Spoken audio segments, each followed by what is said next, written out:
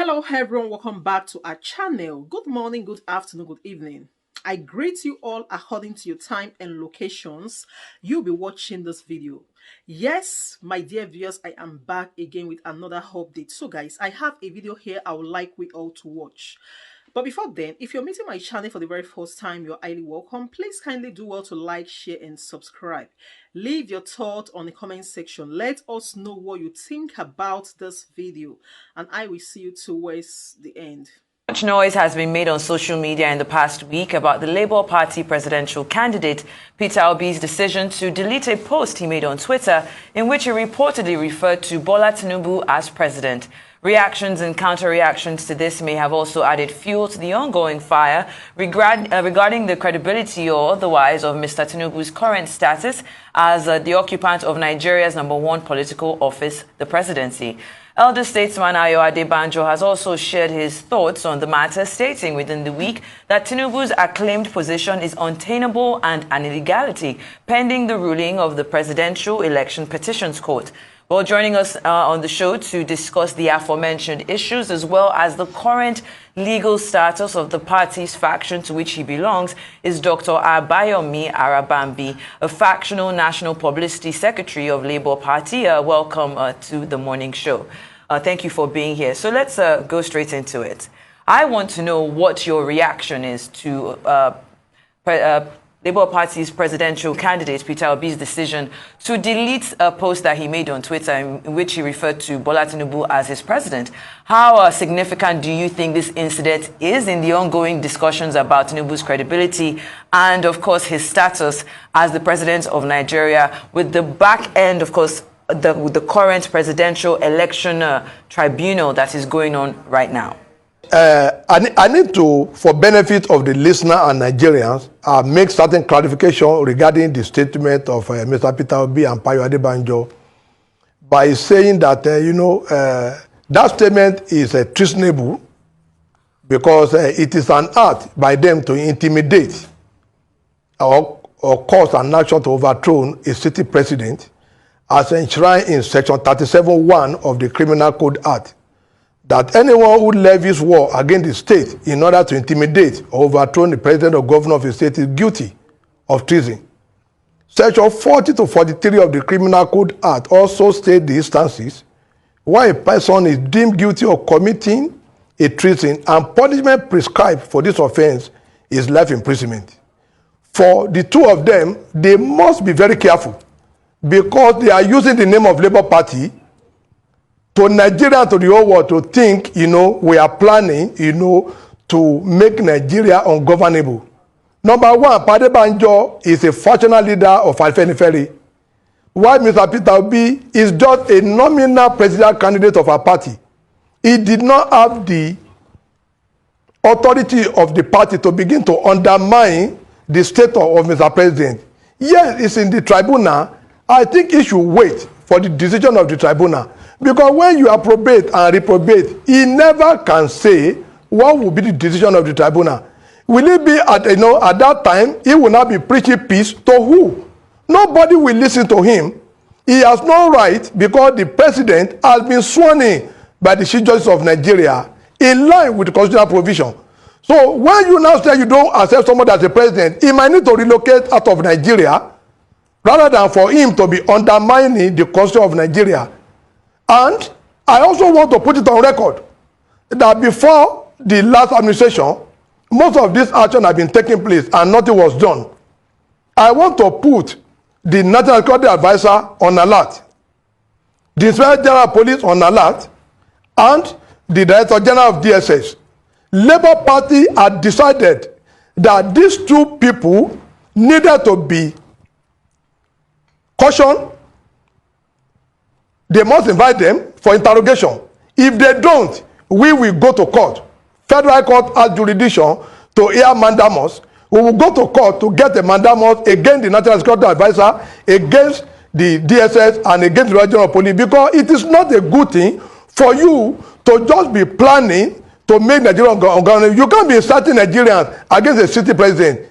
The President Bola Tinubu has been sworn in as the President of Federal Republic of Nigeria. We all need to respect that, rather than for us now to be making, comment that are inimical to the progress of our dear country. We have no country to go. People like us don't have anywhere to run to. People like them might have, one or two countries to run to. Should there be war in Nigeria? We don't pray for such. Let us maintain decorum. Let us maintain peace. They are before the Legislative Tribunal, and they must give them the room to make their decision. Once they are not contented, you have a right to ventilate your anger and move upstairs to Supreme Court. And whatever Supreme Court decided is the final as far as election petition is concerned in Nigeria. That is our position on that. We know that Peter Obi has also called for peace from his supporters. Now, you have been referred to as the controversial or factional National Publicity Secretary of the Labour Party. If I recall, in December, you were sacked by the National Working Committee of your party as its acting National Publicity Secretary.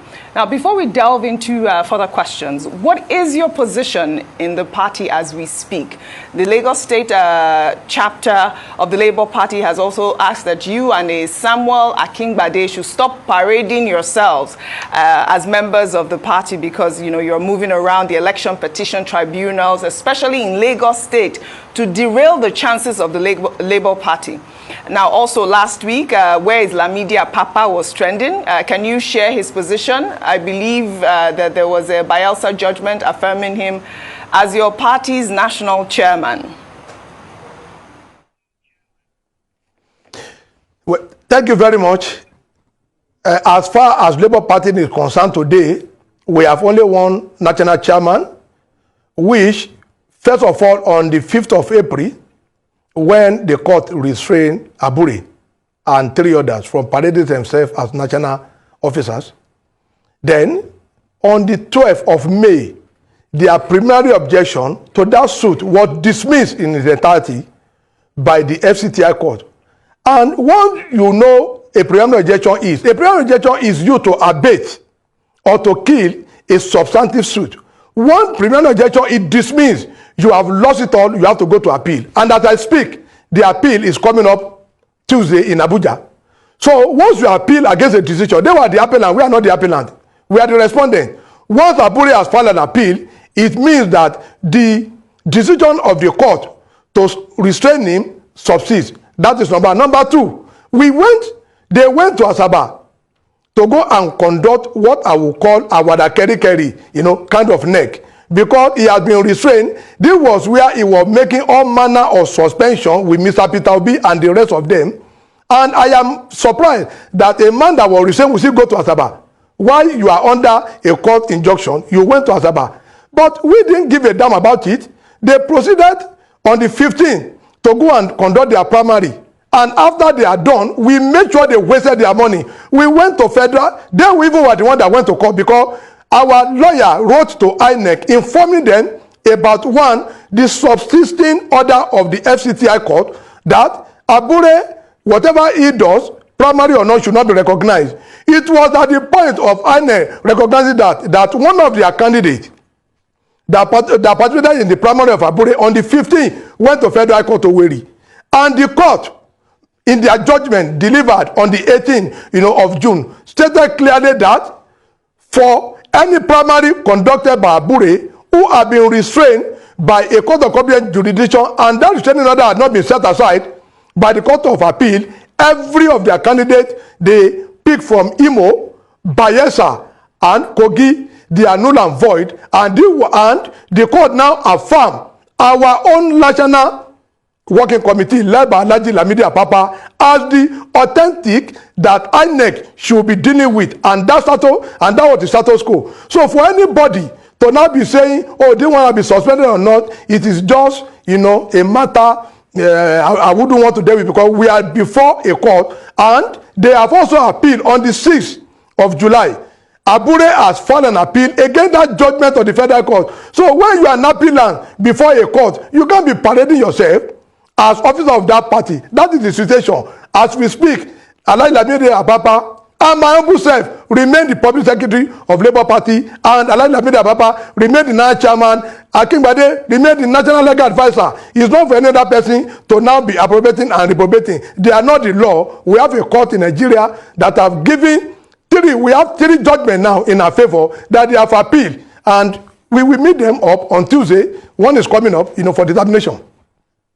All right, Mr. Abambi, I would just like you to clarify for us what you meant by Mr. Peter Obi being a nominal presidential candidate, which was this, very language that you used earlier while speaking with you. You said it was just a nominal presidential candidate and that he should be invited by the DSS.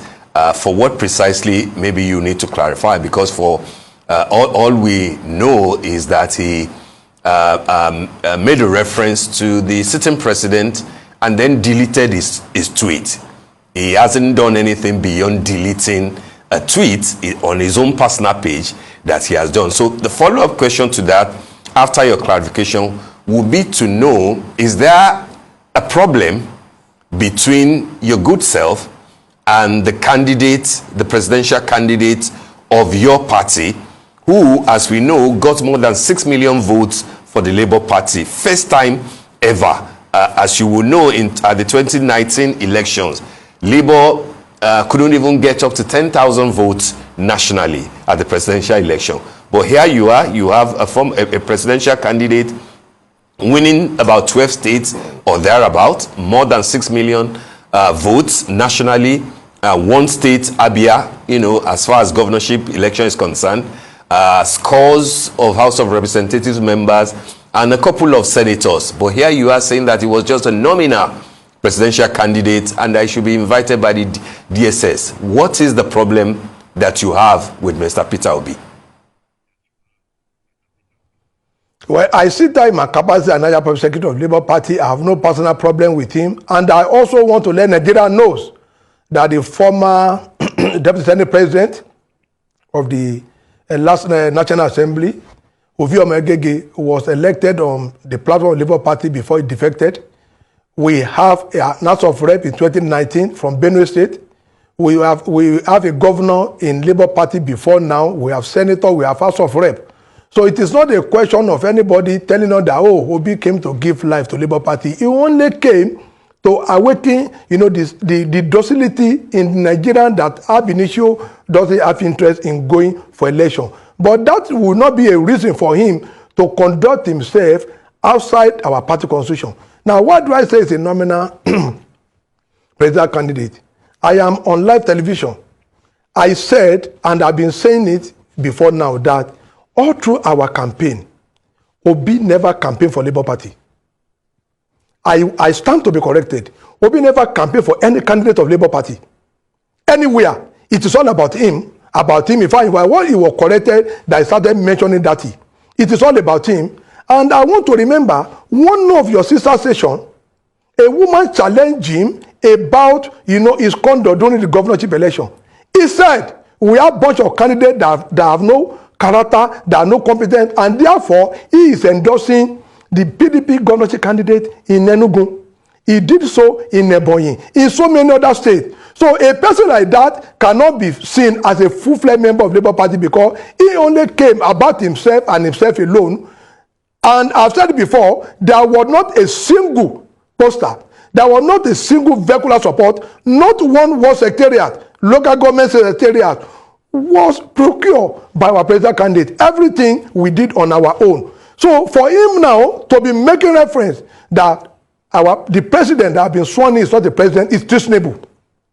Then Payade Banjo to said, the government of President Tinubu does not exist or is an illegitimate. It's also treasonable because it is only court that can determine who is a legitimate owner, occupier of a position, and who is the legitimate person, who is the illegitimate person. It is not within the ambit of your discussion. All right, Mr. Abambi. The government is legitimate, or you refer to someone as president, and you decide to demarcate. Okay, it all is right. Wrong. We really have to go, but just before we go, in 10 seconds, do you still have faith in the tribunal, in the case that your party and the candidate of your party have in the tribunal? Is a yes or no answer, if you don't mind. Well, for us, the deed has been done by him. The party was not part of what he's doing there. But we will abide by whatever decision, the presidential partner, whatever decision they take, we are going to abide by it. All right. Thank you, Dr. Abayami Arabambi, the factional publicity secretary of the Labour Party. We thank you for joining.